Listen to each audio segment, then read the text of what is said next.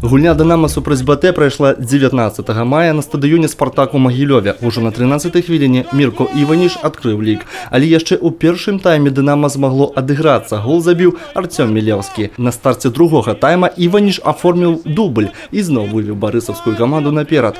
«Динамо» доўга не магло адыграцца, губляючы выдатныя моманты для гола. За 15 хвілін да канца тайма Сергей Кавальчук зрабіў двойную замену, выпусціўшы на поле новага абаронцу і нападаючага Джаэля Фаміе, які праз некалькі хвілін і зраўняў лік 2-2.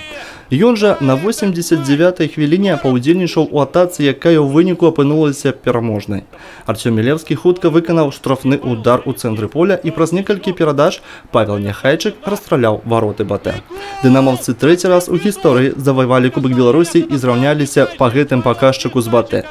Для галоўнага трэнера каманды Сергея Кавальчука гэта першы трафей. Цікава, што брэсцкае «Дынамо» ў Кубку Беларусі з'яўляецца для БТ непераадольным бар'ерам вось ужо больш за 10 гадоў. Такім чынам, «Дынамо» Брэст распачне выступленне ў Лізе Европы з другога адборачнага раўнда. Гульні гэтай стадыі пройдуць у ліпені.